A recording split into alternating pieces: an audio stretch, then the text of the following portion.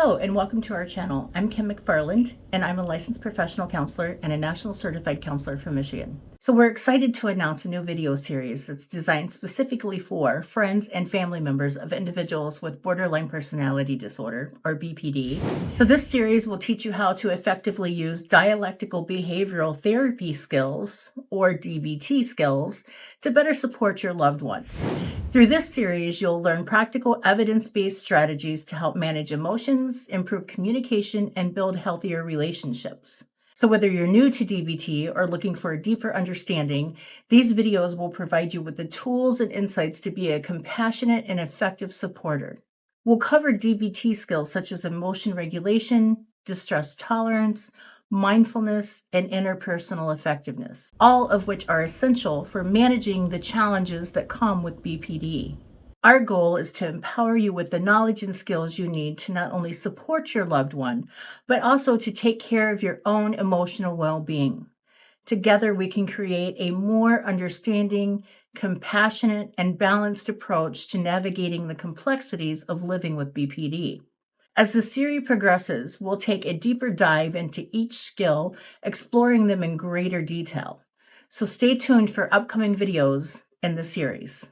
Maybe you have found yourself wondering how to best support your friend or loved one with BPD, especially when their emotions are intense or unpredictable, and they may be engaged in destructive behaviors or even seem out of control with their behaviors. Perhaps they yell and scream at you or continue to engage in behaviors that leave you feeling exhausted and burned out from trying to understand and be supportive with them. Perhaps you're even feeling frustrated by your friend or family member's behavior and outlook on a situation. Maybe you have even yourself lashed out at this individual, which really only seems to make things worse, and it's even put a further strain on your relationship. Supporting someone with BPD can be challenging and taxing, exhausting, and leaving you feeling like maybe you're not doing enough, or you feel that you're doing everything you can and it doesn't seem to be working no matter what you try. So supporting those with BPD can be incredibly rewarding. As your support increases, your emotional connection also increases with them. You can witness their growth and see positive changes, even in small steps. You can learn and grow together, and being an empathetic listener lets them know that they are supported and their experience is valid. This leaves them feeling less isolated and feeling less like no one understands them. Support can also help them break ineffective patterns of behavior, such as self-destructive behaviors or self-harming or suicidal behaviors. While supporting someone with BPD can be both rewarding and challenging, one of the most effective ways you can help them is by using dialectical behavioral therapy skills, or DBT skills for short. DBT is a type of therapy that was specifically designed to help individuals with BPD manage intense emotions, improve relationships, and reduce self-destructive behaviors. DBT focuses on skill building in 4 key areas of mindfulness, distress tolerance, emotion regulation, and interpersonal effectiveness. While DBT is primarily used with therapists that work directly with individuals, you, family members, and friends can also play a huge role in supporting your loved one by learning and using these skills with them. Today, I'm going to walk you through how you can apply the following DBT skills to support your loved one in a way that reduces conflict, builds trust, and helps them feel heard, understood, and valued. So let's talk a little bit about mindfulness. Mindfulness means being present in this moment without judgments. It's about focusing on what's happening right here, right now, instead of reacting based on past experiences or assumptions. Mindfulness is not always a pleasant experience. Noticing and acknowledging your emotions in the moment can be painful. The key is to notice what you are feeling and how it is impacting your ability to be effective in the moment. When your loved one is struggling emotionally, it's easy to get swept up in the moment with them. But mindfulness can help the both of you stay grounded. Here's how you can practice together. Start by simply listening to them without rushing to fix anything. You can say something like, "I'm right here with you." Sometimes just sitting with them quietly or engaging in a calming activity together can help them feel supported and present in the moment. Encourage your loved one to focus on their breathing. or on something around them. Remind them gently, let's just breathe together for a moment. If they're feeling overwhelmed, you're feeling overwhelmed. So being present, not just physically, but emotionally, makes a huge difference. And by you breathing with them, you're role modeling this behavior of how breathing can help calm you both down. Do not tell your friend or loved one they need to calm down. Instead, encourage use of skills and let them know that you're here to use skills with them, reminding them you understand what they are experiencing as painful emotions and validate their experience. Validating this experience can go a long way with helping them to be willing to be skillful in the moment with you. Next, we're going to talk about some distress tolerance skills, right? Helping them write out these intense emotions. Distress tolerance skills is all about tolerating emotions without resorting to harmful behaviors. For individuals with BPD, emotions can feel so intense that they may act impulsively or engage in behaviors that are very difficult to manage. Sometimes impulsive behaviors can come out in self-harming ways and or suicidal behaviors. Therefore, your role is to help them cope in the moment without escalating the situation. One powerful tool that you can use to help them focus is sensory experiences.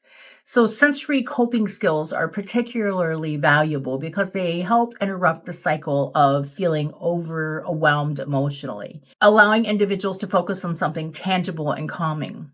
Sensory experiences involve holding something cold, such as ice cubes, stepping into a cold shower, touching something soft, eating sour candy, holding a bag or ice or frozen vegetables on their face, splashing cold water on their face, smelling their favorite candle or fragrance or lotion, eating their favorite food, counting objects in a room, listening to sounds, trying to identify different sounds, coloring or doodling if they're willing to do that, or looking at something beautiful such as photos, artwork, anything that is going to help them get into kind of a much calmer space.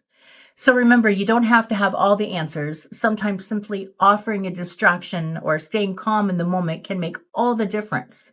Just remind them, I'm here with you. We'll get through this. Emotion regulation. So this helps manage intense emotions. Emotion regulation is another crucial skill, and people with BPD often struggle to manage overwhelming emotions. So helping them regulate these feelings is important in creating a more stable environment. As a family member, you can help by validating their feelings and offering ways to cope.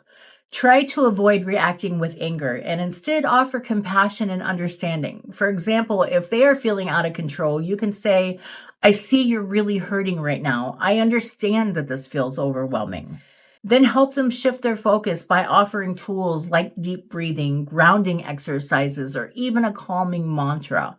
For example, let's take 3 deep breaths together and see if that helps us feel a little more grounded. You can also encourage self-soothing techniques like taking a warm bath, wrapping yourself in a blanket, listening to calming music, and acknowledge that the emotion is temporary. Remind yourself that emotions come and go like waves. These simple acts can help regulate emotions without requiring anything dramatic. So let's talk about interpersonal effectiveness. So communicating with empathy and boundaries. So this skill is all about improving communication and setting healthy boundaries. Often individuals with BPD struggle with relationships, feeling either ignored or overwhelmed by the fear of abandonment. Your goal is to communicate in a way that's both assertive and empathetic. For example, setting boundaries, you can say something like, I understand you're upset right now and I'm here for you. But I also need to take a moment to calm down before we continue this conversation. Be clear and direct while acknowledging their feelings. For example, I hear you. I can tell this is important, but I need us both to stay calm in order for us to talk about it. Using I statements is important as it reduces blaming, accusing, or criticizing others and helps you express your thoughts and feelings in a more assertive, respectful way. I statements help you utilize a non-judgmental stance and allows you to express yourself without escalating the situation. You can also use these statements to set boundaries while maintaining respect for the other person's feelings. Remember, don't start your sentences with you, as you can sound very accusatory or blaming. Be specific in what you're saying. For example, I feel frustrated when I'm interrupted while trying to talk, or I feel hurt when you don't acknowledge my feelings. Those are some great examples of I statements. Finally, supporting a loved one with BPD and using DBT skills is about offering them empathy, tools for emotion regulation, and a sense of safety. While it's not always easy, remember small changes in how you respond can make a world of difference. You're not alone in this, and you're making a real impact by being there with patience and compassion. Also, the success of the skills will depend on various factors, such as the amount of practice you have at the skills, the amount of practice your friend or loved one has at using the skills, the willingness of your loved one to use the skills, and the intensity of the emotional dysregulation. Therefore, the more you support the person with BPD, the more you can remain grounded, and the more you can increase chances of changing the situation or de-escalating the situation. You and your loved one will want to practice these skills prior to a crisis situation. So you know what the skill feels like. You know how to do the skill. You know what you will be doing while using the skill. The more you practice the skill, the more likely you are to use it when you're feeling upset or in a crisis. Remember that practicing these skills will increase the likelihood of the skill being implemented during a crisis. And continued use of this skill will increase the likelihood of the skill being successful. Unfortunately, there's a lot of stigma surrounding BPD. And as a supportive friend or family member, you can help reduce this stigma by learning the DBT skills and supporting your loved one so they don't feel shame, isolated, or abandoned. And supporting a loved one with BPD is one of the most important roles you can take on. It's about being encouraging, compassionate, and an understanding presence. Being a supportive person involves much more than just providing immediate emotional comfort. It means actively promoting their engagement with treatment, fostering healthy coping strategies, and helping them build long-term skills that will enhance their emotional well-being. As a support or loved one, you'll also experience personal growth. You'll build resilience, and you'll gain a deeper understanding of empathy and compassion. So through patience and consistent care, you can help your loved one build a better life, and in turn, you guys can create a deeper, more meaningful relationship. So thank you for watching and supporting your loved one with BPD. Remember to take care of yourself too. You're doing great. As always, if you have a specific topic you would like for us to address, leave a comment or send us a message. Be sure to give us a thumbs up and subscribe, and stay tuned for more videos in this series on supporting your loved one with BPD.